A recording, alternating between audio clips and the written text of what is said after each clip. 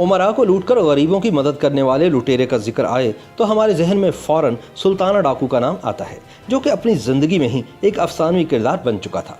दर्द दिल रखने वाला सुल्ताना डाकू हर डाके की मंसूबाबंदी इंतहाई एहतियात के साथ करता और हमेशा कामयाब लौटता।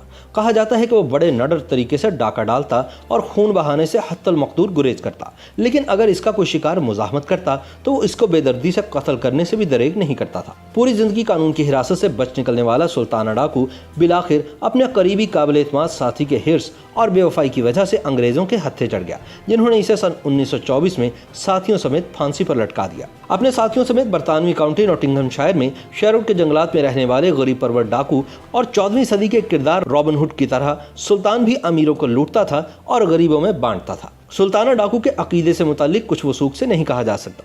बेशतर लोगों के नज़दीक वो मुसलमान था, जबकि चंद मौरखीन ने इसे हिंदू अकीदे का पैरोकार बताया है, क्योंकि वह भातू कौम से ताल्लुक़ रखता था जो अकीदे के लिहाज से हिंदू थी। सुल्ताना और इसके गिरोह के लोग ज़िला मुरादाबाद के रहने वाले थे और सब के सब जुराइम पेशा थे। सुल्ताना और इसके गिरोह के अफराद मुख्तलिफ जराइम में सज़ा के तौर पर यूपी के इलाके नजीबाबाद में पत्थरगढ़ के किले में कैद किए गए थे, मगर आहिस्ता आहिस्ता ये अफराद कैद से फरार होने लगे और इन्होंने भातू कौम ही के एक शख्स बालम कुंद की क़यादत में चोरी चकारी की बातें शुरू कर दी। बालम कुंद एक दिन अपने ज़ोम में मालूफ खान नामी एक बहादुर पठान से उलझ बैठा और इसकी गोली का निशाना बन गया, जिसके बाद इस गिरोह की क़यादत सुल्ताना के हाथ में आ गई। सुल्ताना इब्तदा में छोटी मोटी चोरियां करता था। उर्दू के पहले जासूसी नावल निगार और अपने ज़माने के मशहूर पुलिस ऑफिसर ज़फ़र उमर इसे एक बार गिरफ्तार करने में कामयाब हो गए थे, जिस पर इन्हें 5,000 रुपये का इनाम मिला।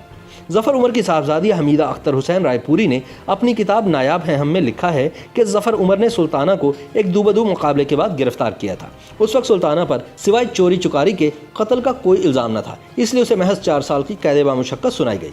ज़फ़र उमर ने इसकी गिरफ्तारी पर मिलने वाली रकम अपने सिपाहियों और इलाके के लोगों में तकसीम कर दी थी। बाद अज़ां ज़फ़र उमर ने उर्दू में कई जासूसी नावल तहरीर किए, जिनमें पहला नावल नीली छतरी था और इसकी कहानी का महवर सुल्ताना डाकू ही था। रिहाई के बाद सुल्ताना ने अपने गिरोह को असर-ए-नौ मुनज़्ज़म किया। इसने नजीबाबाद और सहारनपुर के सरकर्दा लोगों से राब्ते उस्तवार किए और अपने काबिल एतमाद मुखबिरों का जाल बिछाकर मालदार असामियों के घरों पर डाके मारना शुरू कर दिए। सुल्ताना हर डाके की मंसूबाबंदी बड़ी एहतियात से करता और हमेशा कामयाब लौटता। सुल्ताना की कोशिश होती कि कभी किसी को जानी नुकसान न पहुँचाए, लेकिन अगर कोई इसकी राह में हायल होता तो वो इसे कत्ल करने से भी दरेक ना करता। ये भी मशहूर है कि सुल्ताना डाकू अपने मकतूलीन या मुखालफिन के हाथ की 3 उंगलियां भी काट डालता था।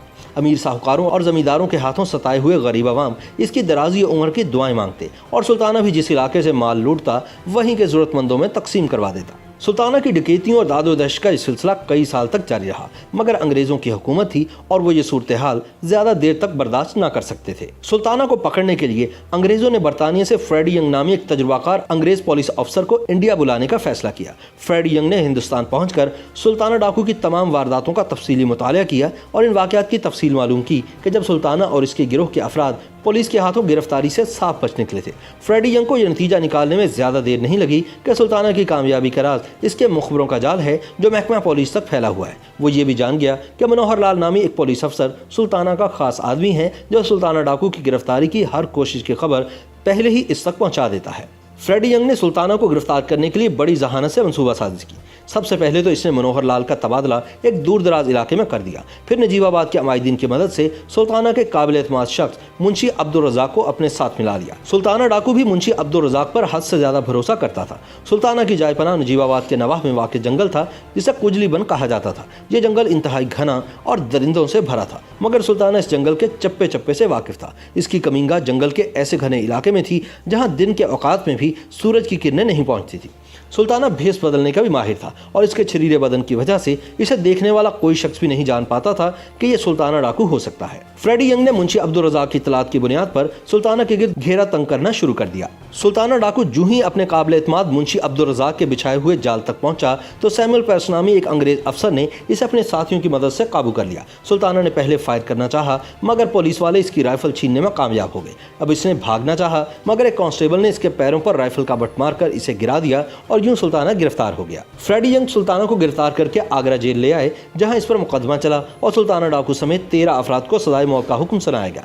इसके साथ ही सुल्ताना के बहुत से साथियों को उम्र कैद और काला पानी की सजा भी सुनाई गई। 7 जुलाई सन 1924 को सुल्ताना डाकू को तख्तादार पर लटका दिया गया, मगर उमरा पर इसकी दहशत और आवाम में इसकी दादो दहश के चर्चे एक अरसे तक जारी रहे। सुल्ताना अंग्रेजों से शदीद नफरत करता था। इसी नफरत की वजह से वो अपने कुत्ते को राय बहादुर कहकर बुलाता था। ये एक एजाजी खिताब था जो अंग्रेज सरकार की जानिब से इनके हिंदू वफादारों को दिया जाता था। सुल्ताना के घोड़े का नाम चीतक था। जिम कार्बेट ने लिखा है कि जिस जमाने में सुल्ताना पर मुकदमा चलाया जा रहा था, इसकी दोस्ती फ्रेडी यंग से हो गई। फ्रेडी यंग जो सुल्ताना डाकू की गिरफ्तारी का बायस बना था, सुल्ताना के कई वाकयात से इतना मुतासिर हो गया कि इसने सुल्ताना को माफ़ी की दरख्वास्त तैयार करने में मदद दी, मगर ये दरख्वास्त मुस्तरद हो गई। सुल्ताना ने फ्रेडी से दरख्वास्त की कि इसके मरने के बाद इसके 7 साला बेटे को आला तालीम दिलवाई जाए। फ्रेडी यंग ने सुल्ताना डाकू की ख्वाहिश का एहतराम किया और इसकी सजाए मौत के बाद इसके बेटे को आला तालीम के हसूल के लिए बरतानिया भिजवा दिया और बाद वो इंडिया वापस आया और ICS का इम्तहान पास करने के बाद महकमा पुलिस का आला अफसर बना, जहां से वो इंस्पेक्टर जनरल के ओहदे से सुबकदोश हुआ। सुल्ताना डाकू अपनी ज़िंदगी में ही एक असातीरी किरदार बन चुका था। अवाम इससे मोहब्बत करते थे और इसके किरदार की खूबियों ने इसे अदीबों और फिल्म साजों को अपनी जारी मुतवज्जे किया और इसके बारे में हॉलीवुड, बॉलीवुड और लॉलीवुड में फिल्में बनी। हॉलीवुड में इसके बारे में बनने वाली फिल्म का नाम द लॉन्ग डेविल था, जिसमें सुल्ताना डाकू का किरदार युल ब्रेनर ने अदा किया था। पाकिस्तान में इसके किरदार पर सन 1975 में पंजाबी जुबान में फिल्म बनाई गई, जिसमें सुल्ताना का किरदार अदाकार लाला सुधीर ने अदा किया था। सुल्ताना के किरदार पर सुजीत सराफ ने द कन्फेशन ऑफ सुल्ताना डाकू यानी सुल्ताना डाकू का एतराफ़ी बयान के नाम से एक नावल भी तहरीर किया। YouTube पर गूगली न्यूज देखने के लिए youtube.com की सर्च बार में गूगली न्यूज TV टाइप करें। गूगली न्यूज के पेज पर सुर्ख रंग के सब्सक्रिप्शन वाले बटन पर क्लिक करना ना भूलिए। YouTube पेज पर अपलोड होने वाली वीडियोस से बाखबर रहने के लिए बेल आइकन पर क्लिक कीजिए। आपको हर नई वीडियो के बारे में नोटिफिकेशन मौसूल हो जाएगा।